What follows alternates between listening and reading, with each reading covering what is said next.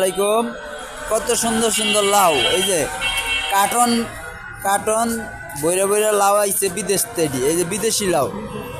এই যে এটা সৌদিতে আইছে, এই লাউটা সৌদিতে আইছে, এটা সৌদিতে আইছে।